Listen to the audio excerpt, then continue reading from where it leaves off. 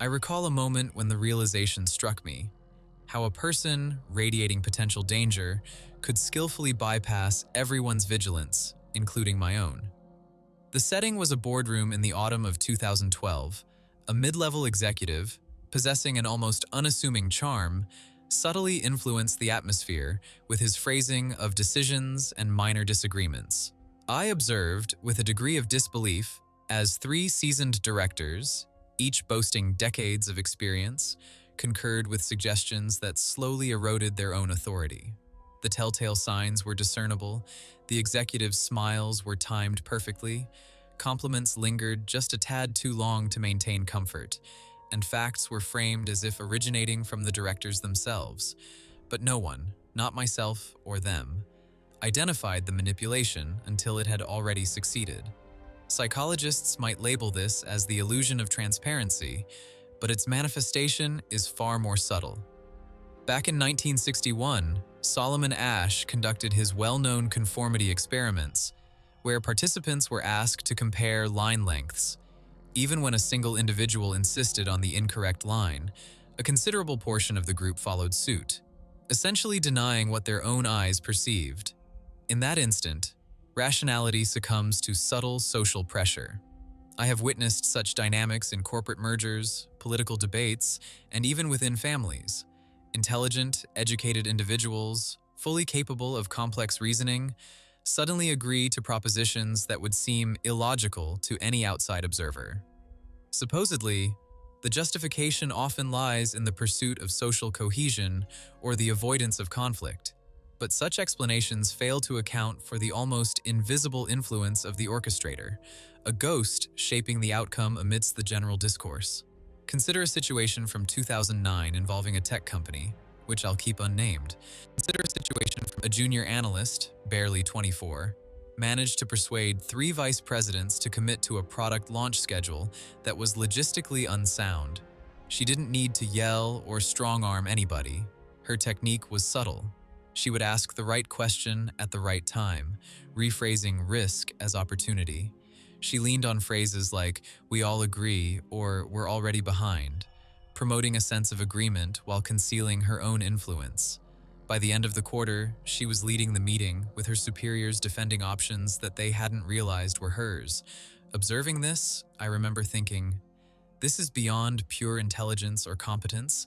It's a combination of sharp observation, impeccable timing, and the skill to exploit the weaknesses of others. And I could not help asking myself, why are we, who are so trained in logic and negotiation, being so blind to it? There's something else to consider as well. In 2005, within a political think tank, I saw a strategist whose mere presence changed the flow of conversation. He wasn't loud, didn't take over debates.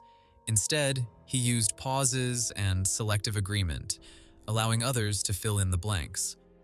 During meetings, I took note how people would start using his phrases, mentioning him as a source, even when his statements were repeating what they themselves had said. Social psychologists call it the chameleon effect, but its consequences on practical decision-making are severe. It's more than just imitation. It's the subtle alignment of others' intentions to your own, without command. And most people never notice it because it feels voluntary, almost flattering. What I find most surprising is that intelligence offers no defense. Sometimes it can even be used against us. A 1989 study at the University of California observed MBA students participating in simulated corporate deals. California observed the most sharp participants, those with the highest analytical scores, were constantly outdone by peers who emphasized perception, micro-expressions, and selective sharing of information. The researchers reasoned it could be due to a cognitive weakness. Analytical minds expect to see rationality in others, and thus misinterpret deception as naivety or incompetence. I observed the same weakness in the boardroom. Someone's confidence in their analytical thought processes only enhanced their vulnerability to those who could manipulate information. It's essentially a trap that you won't see until the effects appear. A contract is signed, a promotion reassigned, a decision everybody believes they were responsible for, And it's never quick or dramatic. The danger lies in the things that are unseen. Watching these things occur, I started to question myself. How many of the decisions I thought I fully trusted were being maneuvered by someone else's control? What does this say about how simple it is to manipulate others if it can happen right in front of educated adults? And yet, knowing all of this doesn't make things easier. There's a strange truth here. The very things that make someone dangerously smart are hidden until they've gained control. We like to imagine that we're careful and watchful, and that we can't be controlled.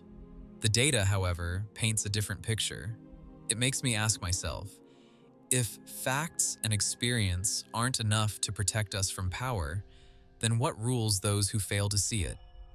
I couldn't help but to continue thinking about the invisible levers of effect, how someone can tilt decision-making without raising concerns.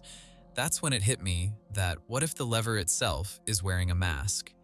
Morality, ethics, these are not shields. These are tools, subtle and scary, for those know how to twist them. Take Stanley Milgram's experiments in 1963. Average people were instructed to cause shocks to others. 1963, 80% continued fully because a perceived authority mentioned it was the right thing to do. I always assumed that morality would act as a brake, but here it became an accelerator as the participants stated, by helping science, they are contributing to make a higher purpose. And isn't that the trap? The same thing that makes us moral also makes us easy to control. I saw this in a corporate setting a few years back, in 2016 at a multinational tech company. A new approach was introduced, framed as protecting our customers and acting ethically. On paper, a noble goal became a way to force unwavering loyalty to management. Employees were driven to point out minor issues, accept choices, and report peers. Colleagues showed how being the ethical standard limited their autonomy, and I saw some managers find pleasure in this moral standard. No threats, just a quiet insistence that ethics require compliance. Morality itself became a weapon where few noticed until their own judgment had been compromised. Interestingly, this happens even in situations where social norms are involved. In the Stanford prison experiment in 1971, students were assigned to be guards and prisoners. The guards acted increasingly authoritarian, justifying it as necessary for order or for the good of the experiment. Observers recognized how they adopted a rationale for cruelty. It was no longer pushed from an outsider, the reasoning came from within. Morality, the reason why people change, can be used to control others. And the people doing it feel like they're doing the right thing. The moral instinct feels so malleable. I noticed this even with smaller things. At a consulting firm in 2012, an associate framed all aggressive advice as aligned with our values. Proposals that would have been stopped for being risky were given a chance just because they were wrapped in the language of ethics. The associates didn't consider themselves shady because they were protecting the right things, but the decisions quietly served someone else's plan. The associates thought they were doing the right things. The truth intensifies when authority and morality meet. I watched at a nonprofit board meeting in 2014 when someone introduced a new policy framed as fair and just. Everyone agreed with it and said implementing procedures that focused influence in one person's circle. A language of fairness made it hard to question. People who would normally challenge influence found themselves accepting obligations that they would otherwise consider to be shady. What stands out to me is the strange piece. If our compass can be used so easily, then what makes us act so fully? Patterns show ethical structures, when weaponized, are hard to resist. The bad part is, we never see till the levers have swapped power. Morality isn't a safeguard, it's another area for silent action, where the rules are more flexible than we admit. Even after seeing this, I saw how fear does the same work that morality does, only faster. Fear doesn't ask for consent. It hits rational thought before anyone recognizes it. I saw this in a negotiation in 2011 as a logistics company. A team was tasked with a plan to the board. One person hinted at layoffs without saying it directly. After 2 weeks, the managers agreed to proposals that hurt their own teams. Anxiety created compliance. I remember that with the experiments by Joseph Ledoux. Here, however, it wasn't a lab rat, but a room full of professionals. Ledoux had said that fear triggers immediate action. If someone thinks that their place is at risk, they start to agree and justify actions. I noticed how a single pause could cause someone to give up. In a sales negotiation in 2013, I saw an executive stand still after a single comment about possible damage. The patterns repeat in companies. Single comment. In a marketing department in 2015, managers were given goals framed as essential to company survival. People's productivity spiked, not because they were extra. People realized their anxiety was woven into their mind. I spoke to one employee privately. She mentioned that she felt responding to strings she couldn't name. Rational minds tell it away, even as fear dictated their decisions. There's a moment when the emotional hold becomes invisible. In a 2014 corporate meeting, I saw someone use failure scenarios to cause managers to propose plans that they never considered. The scenario seemed calm, the language plausible, but it was existential. Fear didn't have to be shouted, so everyone began to believe. Even small things can add up. In 2012, during some kind of tech release, I saw an engineer agree to timelines after his project lead mentioned, "If this fails, we all know what that could mean for the team." His anxiety grew with every meeting, and soon he began making more choices. I believe every pattern I saw included fear. I realized it doesn't need justifying. That's what gets to me. Once fear becomes compliance, it keeps spreading. People start realizing it, showing it on others, and making it stronger. I've witnessed places where the threat of failure wasn't directly said, but it caused anxiety. People are smart, but they become more likely to fail. It shows that their smartness hurts more than helps them. How much control do we really have if this happens? Where do we actually have our own choices to make? Influence works through invisible strings where you were already moving. Gaslighting is a great example of this, where someone rewrites narratives around a candidate. Also, during this time, it makes their supporter doubt their own minds. Framing is an example of an invisible string. In the workplace, AVP will be seen to describe a missed release date not as a misstep, but as a chance that a team failed to meet. Release date not as they made sure the teams felt like it was their choice and not that they were commanded. This is when you give selective data, and that's people start to agree with choices that help someone else. Election posts work this way as well to have a great influence. I saw a meeting at a tech office once where the manager wanted approval for an acquisition that was risky. The team finished each other's sentences, and soon the decisions became his. This isn't being nice or a good authority. It's a use of subtle time, small agreements, and a great deal of repetition. People become more defenseless because they forget how to have rational thoughts. Then comes in the group factor. In 2016, an organization began to use good names and small awards to make their members question some things. They wanted them to feel social and make a want to feel good in others' eyes. It made people anxious even though they know about this. This reminded of experiments where people would start to copy others and it would alter their behaviors. What surprised me the most was how regular the action felt like. People were moral, rational. The strings rarely mentioned them. In a set meeting, I noticed a team mentioning the terms as a win-win, making me believe that they were both in control. This act rarely gets named because it attacks who we are as people. Even knowing these strings, they can still be used on you. It makes you know that there's always some strings at play in casual conversations or social media. That's when it all made sense. It is action shaping ideas that has existed longer than we have known. It means that influence is everywhere. How many of the choices that bring us happiness do we quietly write? The invisible strings, the gentle shoves, and the careful timing finally made me realize, after we've been influenced, we begin to rationalize. It's very efficient. It makes people make choices that aren't theirs, and their heads weave a story where the action is all necessary.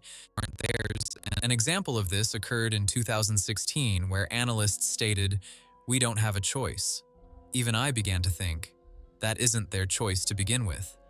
the 1965 experiment involving Leon Festinger and James Carlsmith. Some were paid to say some actions were a blast, while others were told to do a boring task. Those paid $1 enjoyed it more. To keep a sense of reasonableness, their minds aligned. I've noticed this in friend groups and the boards. Each time the mind creates explanations that are safe and reasonable. In 2014, I witnessed a corporate merger where a top-level manager gave consent to a supplier known for repeated failures to deliver on time. In a later private discussion, he told a fellow worker, "We needed things to stay the same. Switching suppliers would negatively impact everyone." What was missed was that no one considered asking the workers who depended on the supplier, as they were the ones who would bear the burden. Still, the manager had already come to terms with his decision. It wasn't mere self-deception. It was a well-thought-out explanation that hid control, postponed responsibility, and forced agreement from others. The family context also reveals similar dynamics. In one instance, siblings became the inheritors of a small business in 2010. One sibling made a deal independently that largely benefited a partner from outside the company. When questioned, she stated, "I aim to protect the company's future." Over time, her brother, who was initially angry, began to agree, echoing the same explanation. Yes, she needed to plan ahead. This justification spread quickly, changing recollections and views so that the decision appeared to be mutually agreed upon, even though it was initially imposed by one person. It's surprising and frightening how swiftly people accept the idea of reason once a narrative has been established. Even small actions by managers can produce the same result. In a software startup in 2012, workers were pressured to agree to an ambitious schedule presented as a chance to those our skills. Despite feeling stressed and tired, team members justified it to each other, saying it was necessary, would help their careers, or would support the company long-term. They persuaded themselves, even as they complained quietly, forgetting that the real reason was the leader's impulse to appear decisive to investors. Justification changed frustration and opposition into self-approval, altering manipulation into consent without anyone's realization. What concerns me most is that justification isn't just a response to actions, it comes before them. People expect the requirement to justify an action, influencing decisions subtly to satisfy an inner story, even before the results appear. This makes influence almost unseen, nearly unstoppable, due to the participation of the target in creating their own compliance. Observing this in meetings, families, and social circles, I can't help but wonder, if we are so keen to rationalize our errors, how many seemingly independent choices are directed by others, who subtly guide our justification in advance? I pondered the act of justification we all perform and noticed how it changes under stress when the stakes increase, so the distinction between right and wrong becomes unclear that even intelligent, ethical individuals make choices that would shock them when calmer. In 2014, I investigated a tech entrepreneur who organized a merger that appeared extremely aggressive on the surface. The agreement involved quietly pushing aside a smaller partner, which was technically legal but ethically doubtful. Yet, the company's value doubled within months. Board members defended the actions, citing need, foresight, and long-term growth. Although workers talked about the methods used, the success story suppressed disapproval. I then understood that outcomes create their own moral excuse. If things are successful, they feel justified. There's a clear parallel in politics. In 1998, a campaign manager planned a series of negative ads that overdid a rival's mistakes. This approach verged on deception, yet the candidate won the election by a lot. People watching, including reporters, explained it away as rough politics or part of the game. I noted how normal voters accepted the outcome. Their sense of right and wrong tweaked in reverse. The result, winning the election, made the means acceptable. Paradoxically, morality, which we believe to be without flexibility, bends to what's convenient, especially when everyone around us suggests that success is the real test of what is ethical. I've also seen related patterns in corporate talks. In 2012, a drug company sped up the approval process for a drug, reducing the severity of possible negative effects in presentations to the company. Managers who disagreed initially started reframing the data on the spot, stating, "We are defending patients by allowing their access," even though their doubts continued. By the time the board gave consent to start selling the drug, everyone had taken on the justification.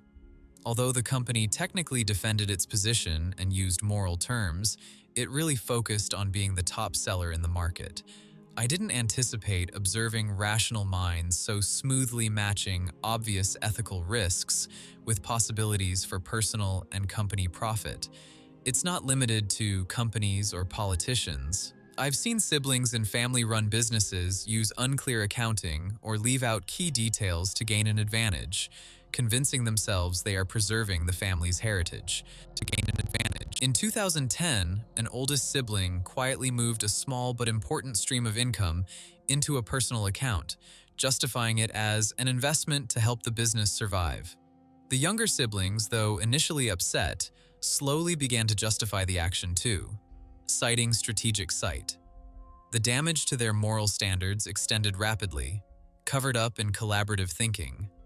It's interesting and worrisome to note how quickly ethical boundaries can change under pressure, especially when the perceived risks feel like matters of existence. Even individuals acting alone can fall into the same trap.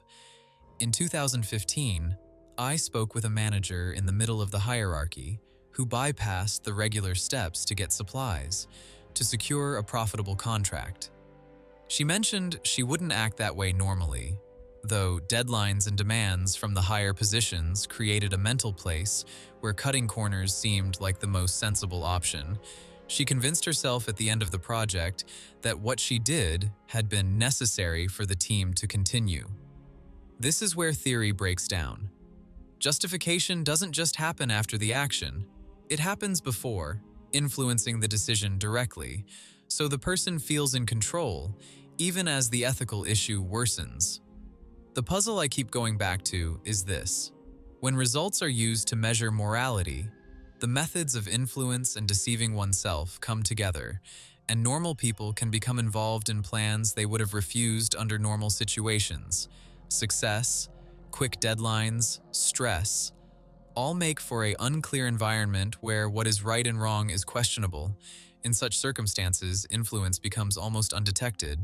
Is questionable. Seeing these patterns, I often ask myself, granted that our moral limits shift so easily when we face important stakes, to what extent are our choices influenced by practical needs, and to what extent are they subtly driven by the strategies of another? Reflecting on compromises, the justifications, led to a realization. These are not just isolated events. They have a relationship to each other. Single cases of manipulation, gaslighting, framing events, using fear, when repeated and applied across individuals and teams, create fixed ways of acting. Patterns turn into methods of doing things. In 2016, I examined a large company where fear and framing were incorporated at every level of management from the top down. By the approach of performance reviews each quarter, the workers were not merely affected by influence. They were active individuals in a carefully controlled setting, making choices that matched objectives that were barely known to them. The methods of control had become like invisible building parts. Historical examples back up the same ideas.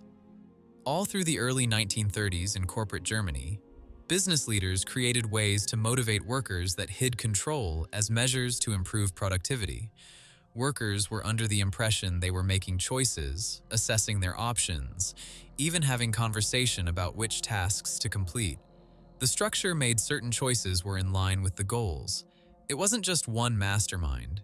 It was a network of standards, expectations, and input loops. Workers then started to have certain priorities, assuming those were self-commanded, not having any idea that the system had already decided what was okay to do. Here, theory loses strength. Control does not have to have a charismatic personality or cause threats, but is often built into the structure. Observing the way organizations are set up currently, I've noticed the same idea is at play. In 2014, a startup in Silicon Valley put in place a system where workers would be responsible for each other's actions. Public approval, performance boards, and carefully structured emails pushed the staff to act in ways that were helpful for small positions of senior authorities. The staff thought they were acting voluntarily, defending the team's interests, or going after shared objectives. However, incentives, social approval, and fear of harming their image generated an outcome that was carefully coordinated, even though there was no one giving commands directly. Staff came to adopt the system, became its representatives, and supported it unknowingly. Even social media acts of this kind. Algorithms make use of psychological strategies such as having opinions validated, limited coverage, and fear of being left out, and produce coordinated action to a serious degree. All through the election times in 2018, customized feeds push voters to repeat talking points, share content, and coordinate opinions without any planned action. Each individual had impression that they were acting on their own, logically or correctly. There was a group effort occurring. Although it may appeal fascinating, it is quite concerned that influence can rise from individual manipulation up to group coordination. I also had an occasion to see smaller scale applications in corporate context. In 2015, the sales representatives employed tactics, feedback loops, and time-based incentives to better decisions and conversation. The sales staff talked about which approach and the strategies that they believe were an exercise, yet the results showed to the manager's goals. Even internal arguments, when said, were redirected by the system, aligning it with the same goals. The more competent and aware of the employee, the more effective was in incorporating their values into its system. What continues to come back to me is a paradox in which influence often hides in visibility and is rooted on the character.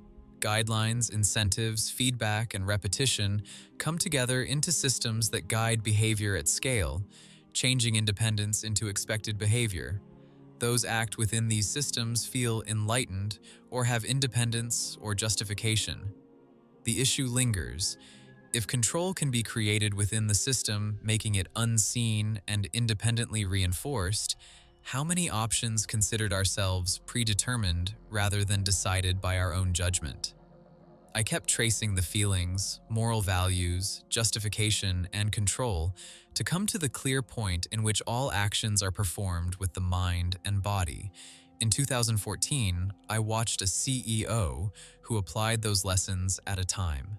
The CEO made the acquisition look ethical, applied subtle fear into negotiation, and structured incentives, making sure employees enforced even without command.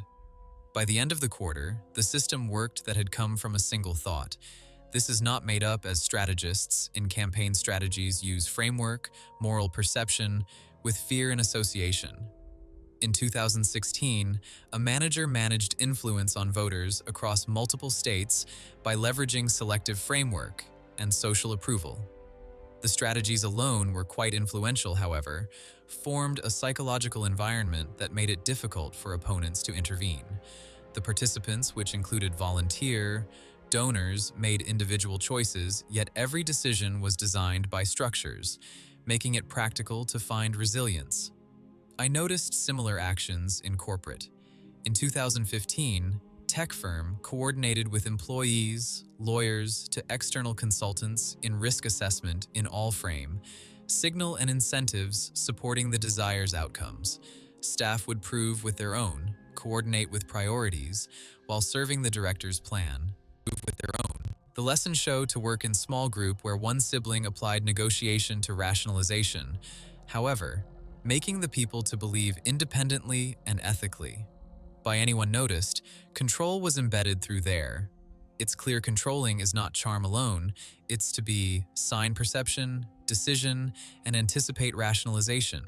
What shocked me, the ability on how the feeling of influence that can't been seen by individuals where strategy can guide by patterns. Recognition of alone is often not enough. where you can connect cognitives to emotions, moral to create form in close armor of a mind, although the observer from structure can be predicted.